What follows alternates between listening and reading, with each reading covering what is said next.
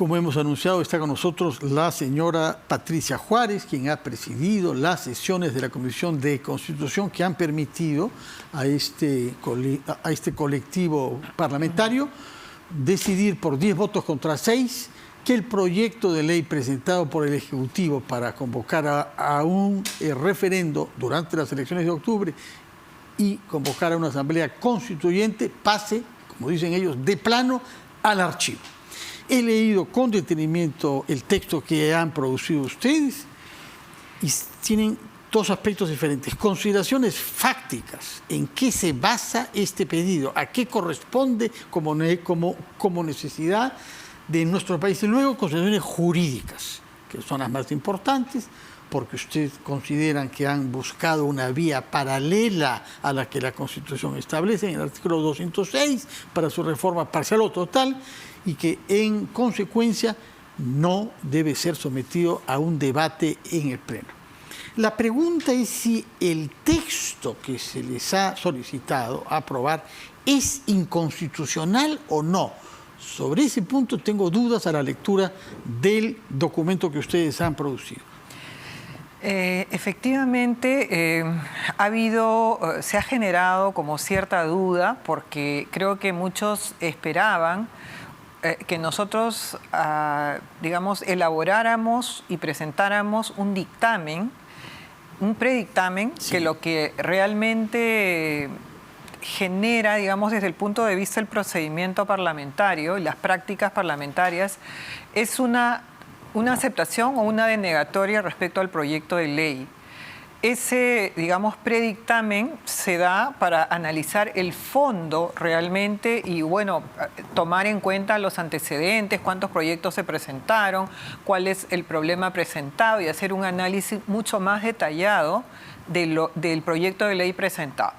Pero cuando el reglamento del Congreso, el artículo 70, establece que cuando un proyecto de ley tiene algunos problemas de plagio, entonces necesariamente puede irse directamente, o sea, digamos, debe irse directamente al archivo, inclusive sin un análisis de fondo, pero también cuando el reglamento dice que cuando el tema sea de plano visiblemente inconstitucional.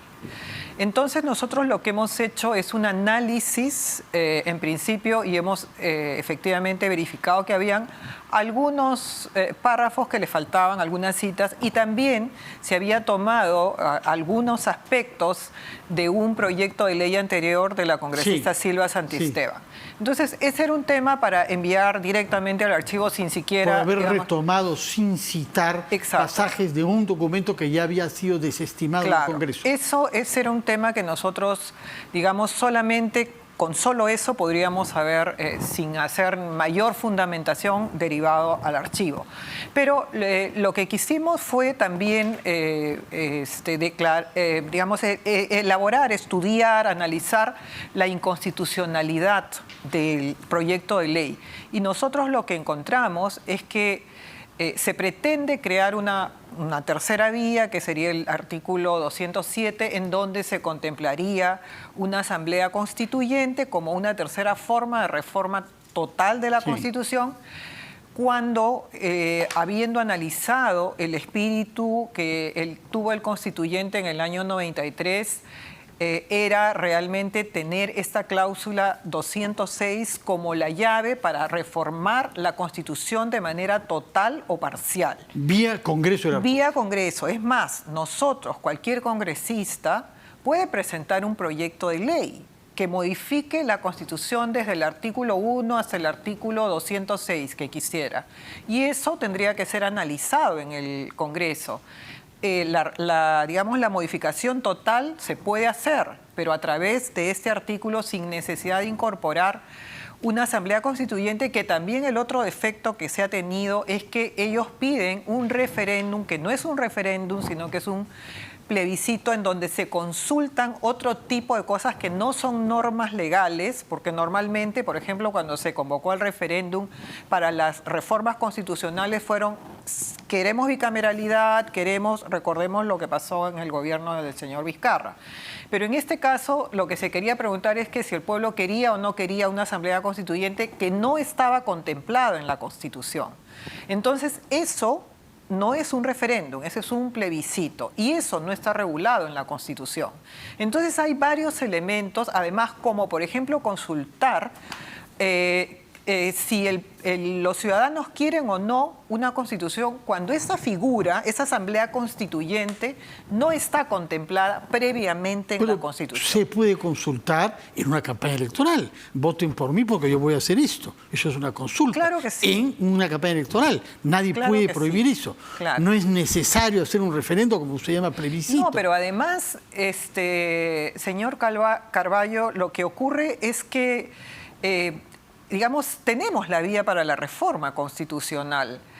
Lo que se quiere en este momento, y es claramente digamos, la argumentación de las personas de Perú Libre, de quienes quieren poner este tema, que ha sido una promesa de campaña, como yo le pregunté al presidente del Consejo Pero no de Ministros. Gobierno, porque los primeros ministros sucesivos no la han planteado ante el Congreso. Yo le pregunté al presidente del Consejo de Ministros si esa publicidad agresiva que se está haciendo por la Asamblea Constituyente era una política de Estado de algún sector que finalmente significara que se gasten los recursos del Estado para apoyar una promesa de campaña, considerando de que está prohibido hacer proselitismo político con recursos del Estado. Y entonces, obviamente, se le preguntó cuando él compareció en el Congreso a presentar el proyecto de ley.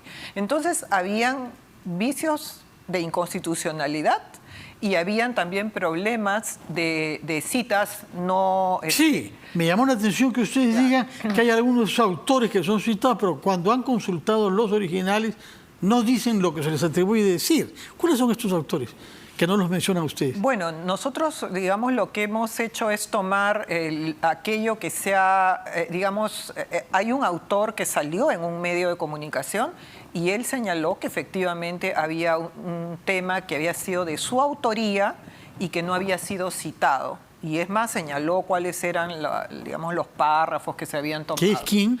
No recuerdo exactamente. No recuerdo bien. Ahora, ¿ustedes sienten algunas consideraciones históricas sobre las constituciones anteriores en el siglo XX, sobre todo la del 79? Y dicen que es fruto de un golpe de Estado, en realidad una maniobra política de la dictadura militar para prolongarse en el poder. Habían partidos que lo que pedían no era asamblea constituyente, sino elecciones generales, y se les dio una asamblea constituyente. Pero no es explícito lo que dicen sobre la Constitución vigente, que también es fruto de un golpe de Estado, de un autogolpe, y que también se hizo para perpetuar al gobierno que la convocó en el poder.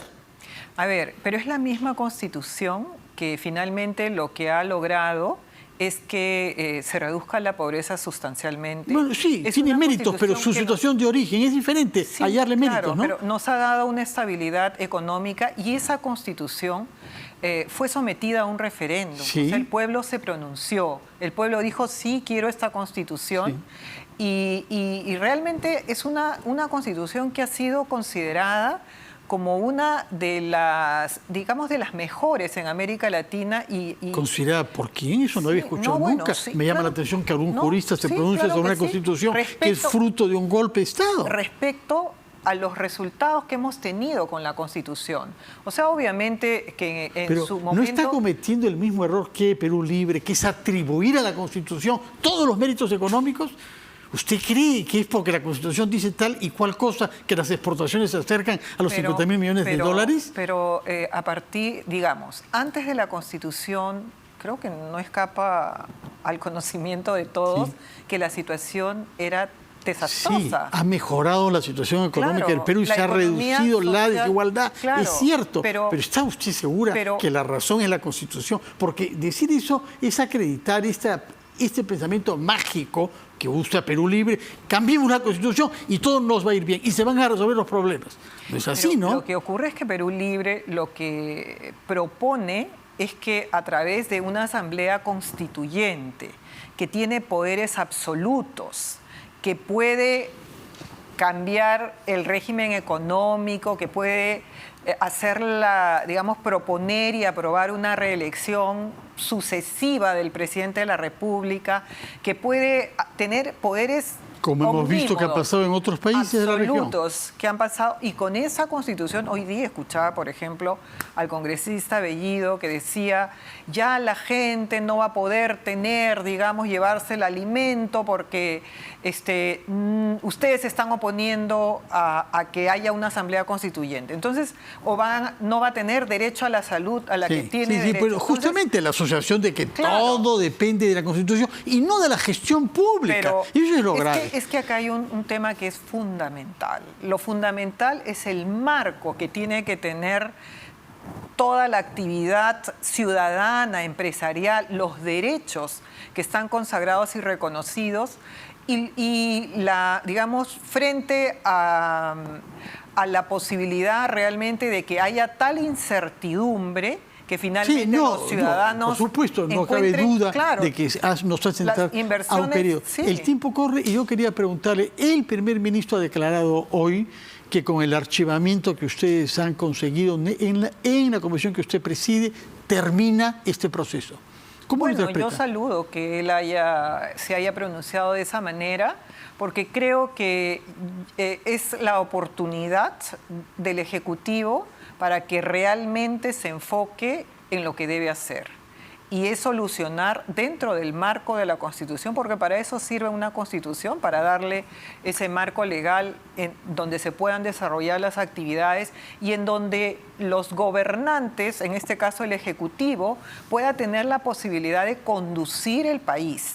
Eso es lo que estamos necesitando en este momento. Necesitamos que haya confianza, que se promueva a partir de este momento que ya, por declaraciones del propio señor Torres, este momento ya pasó. Y eso es lo que nosotros como Congreso queríamos, que esta situación incierta, que esta situación que está generando un caballito de batalla en los consejos descentralizados, en donde solamente hacen entrar a las personas que ellos escogen, que tienen 1.500 o 2.000 policías que los custodian, se acabe y que finalmente se dediquen a lo que tienen que hacer. Los ciudadanos necesitan trabajo. Sí, gestión pública en los sectores con gente idónea, evidentemente. Y hay tanta pobreza y tenemos tantos problemas que se han agudizado con la pandemia. O sea, nadie dice que la Constitución del año 93 generó un país en donde no habían pobres. No, claro que sí, habían...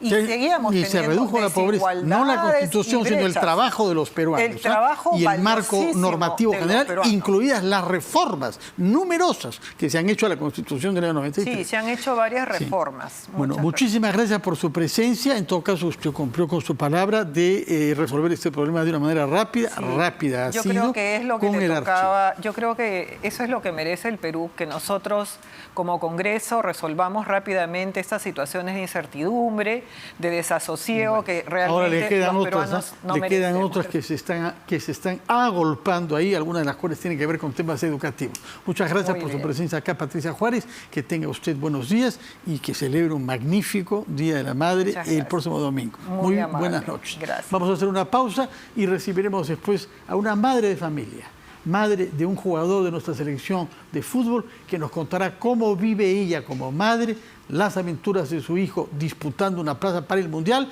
pero también su vida en Suecia.